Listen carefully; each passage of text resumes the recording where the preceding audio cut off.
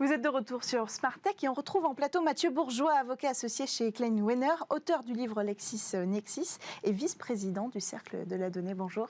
Bonjour Cécilia. Bienvenue sur le plateau. Alors, pour votre rendez-vous dédié aujourd'hui à l'investissement dans le numérique, vous avez décidé dans le cadre d'abord d'une étude du Cercle de la Donnée qui sera consacrée à la souveraineté numérique qui apparaîtra à fin de l'été. Vous avez décidé de revenir un petit peu sur ce sujet-là. En fait, vous allez revenir sur la domination précisément économique des géants du numérique que représentent les GAFA, mais surtout des dangers d'une telle domination. Et vous pointez du doigt, comme cause de cette situation, la faiblesse d'investissement dans le numérique, c'est-à-dire ?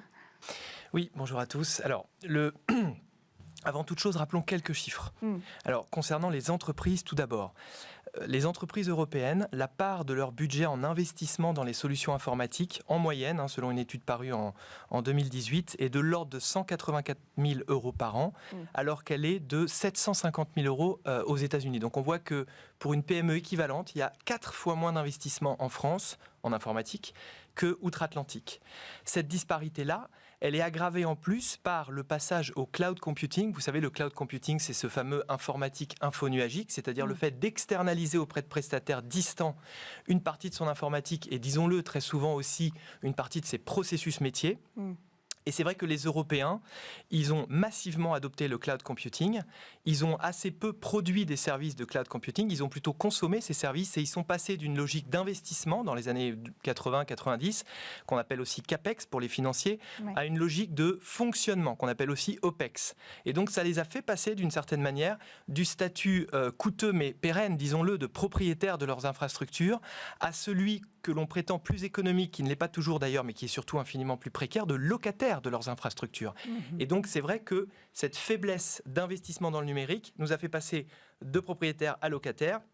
Ça, c'est pour les entreprises. Pour les épargnants, vous savez, l'Europe, un des points forts de l'Europe, disons-le, c'est sa forte épargne. Et ça reste tout à fait vrai malgré la crise sanitaire. On voit qu'il y a une très forte épargne. Cette épargne, malheureusement, et en particulier l'épargne vieillesse, est très peu orientée vers le secteur productif et encore moins, si vous voulez, orientée vers l'investissement dans le secteur du numérique.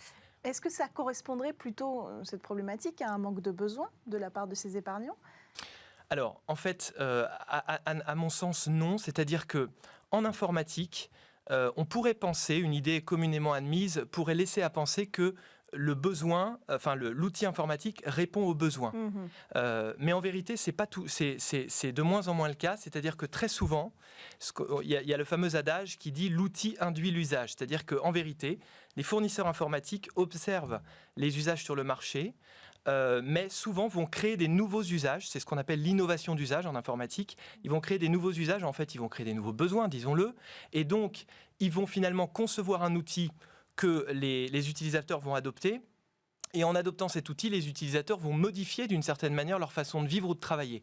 Et en Europe, c'est aggravé par le fait que les outils que nous adoptons ne sont pas des outils européens, ce sont des outils américains, ce sont des outils asiatiques, ce sont des outils d'autres continents et d'autres cultures. Et donc, ça change notre façon de travailler. Et on voit bien d'ailleurs, à mon avis, il y a un lien de cause à effet entre l'épuisement au travail, le burn-out, entre l'excitation sur les réseaux sociaux et l'escalade un petit peu, on le voit bien malheureusement, vers la haine dans certains cas, et le fait que les Européens ne sont pas maîtres des outils qu'ils utilisent. Parce que ces outils, en fait, ne sont pas européens culturellement. Oui. Est-ce que le bilan que vous dressez là, il est assez clair, en fait, on comprend tout à fait que c'est aussi un problème de culture et de s'approprier ces outils-là. Comment on pourrait réagir le plus vite possible pour changer ces choses-là qui sont quand même bien installées ? Quelles sont vos propositions ? Effectivement, à notre sens, au Cercle de la Donnée et à l'Agora 41, qui sommes les contributeurs à cette étude qui paraîtra prochainement, il faut changer d'état d'esprit. C'est-à-dire qu'il faut passer du statut de consommateur du numérique à celui de producteur. C'est-à-dire qu'il faut se remettre un petit peu dans l'état d'esprit de nos ancêtres qui ont bâti l'Europe industrielle. Et il faut bâtir des outils numériques européens qui respectent la culture. Alors la proposition en matière pour stimuler l'investissement numérique que nous formulons, elle comporte 3 volets. Le premier, c'est d'élargir le dispositif de défiscalisation IR-PME. C'est très simple. En fait, ce dispositif permet à n'importe quelle personne, vous, moi, de tout à chacun, d'investir dans une PME et de bénéficier d'une économie d'impôt. D'accord ? Cette économie l'économie, initialement, elle était de 18%. Elle a été augmentée à 25% pendant la crise sanitaire. Elle a été pérennisée d'ailleurs à ce taux optimisé par la loi de finances 2020 et par un décret récent de 2021 jusqu'à la fin de l'année à 25%. Ce que nous proposons, c'est de maintenir ce taux pour les entreprises du numérique, pour inciter, si vous voulez, les épargnants à investir dans le numérique, mais attention, hein, dans le numérique européen, c'est-à-dire dans les PME communautaires fournisseurs de numérique. Deuxième volet, assouplir le dispositif de crédit impôt recherche. Alors, c'est un dispositif qui est connu. Vous savez, ça permet à une entreprise d'embaucher, par exemple, quelqu'un qui va faire de la recherche et développement et de passer une partie des charges en économie, en déduction de son impôt sur les sociétés. Les taux sont de 30% et jusqu'au-delà de 100 millions d'euros de 5%.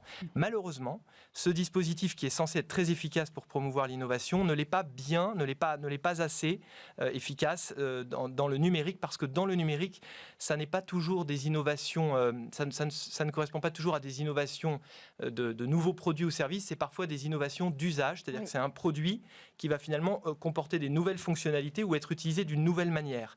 Et d'ailleurs, le guide qui est sur le site du ministère, que j'ai reconsulté à nouveau, le dit très clairement en matière informatique, il est assez délicat de faire entrer les dépenses informatiques dans le CIR. Alors ce que nous proposons, nous, dans le cadre de l'étude dont vous venez de parler, c'est d'assouplir ce dispositif pour le numérique et d'élargir le périmètre des dépenses éligibles, par exemple en intégrant l'innovation au sens large, telles que les dépenses marketing, design, qui très souvent, dans le numérique, sont décisives.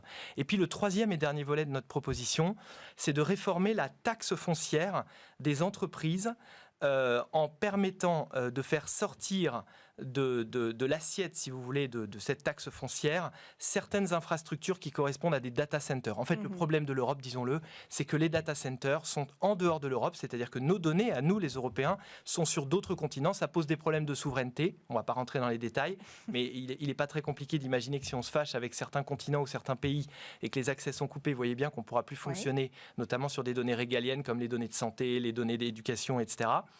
Et donc, il faut favoriser la réimplantation en Europe. Par contre, il est clair aussi que les data centers sont une menace pour l'environnement. Donc, il faudra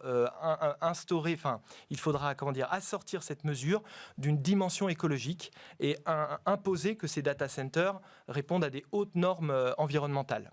Merci beaucoup Mathieu Bourgeois, avocat associé chez Klein Wenner, d'être venu nous présenter ces bonnes résolutions, si j'ose dire, pour favoriser l'investissement dans le numérique en France et en Europe particulièrement. On poursuit quant à nous avec notre séquence Et demain.